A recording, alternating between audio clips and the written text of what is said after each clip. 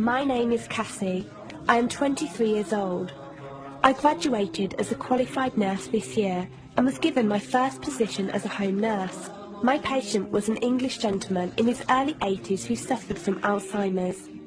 In the first meeting, the patient was given his record, and from it I could see that he was a convert to the religion of Islam, therefore he was a Muslim.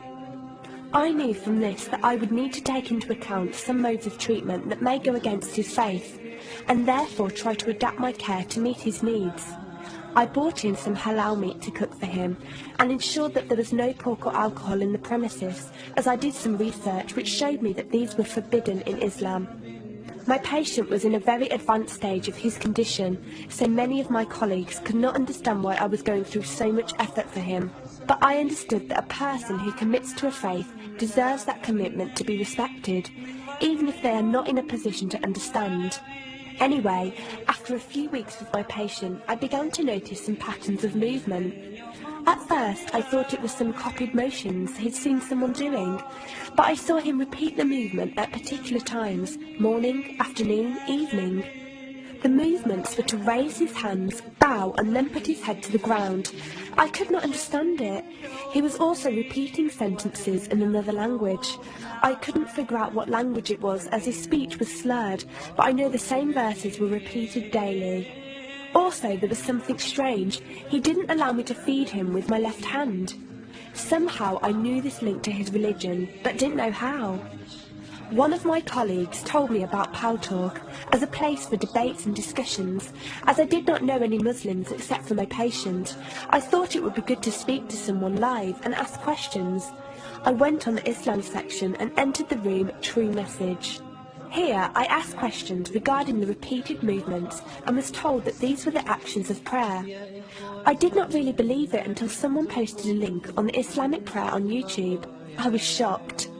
A man who has lost all memory of his children, of his occupation, and could barely eat and drink, was able to remember not only actions of prayer, but verses that were in another language. This was nothing short of incredible, and I knew that this man was devout in his faith, which made me want to learn more in order to care for him the best I could. I came into the Talk room as often as I could, and was given a link to read the translation of the Quran and listen to it. The chapter of the bee gave me chills, and I repeated it several times a day. I saved a recording of the Quran on my iPod and gave it to my patient to listen to. He was smiling and crying, and in reading the translation I could see why. I applied what I gained from Talk to care for my patient, but gradually found myself coming to the room to find answers for myself. I never really took the time to look at my life.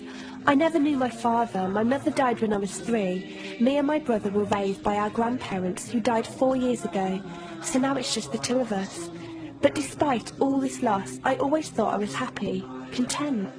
It was only after spending time with my patient that I felt like I was missing something. I was missing that sense of peace and tranquility my patient, even through suffering, felt. I wanted that sense of belonging and a part of something that he felt, even with no one around him. I was given a list of mosques in my area by a lady on Talk and went down to visit one. I watched the prayer and could not hold back my tears.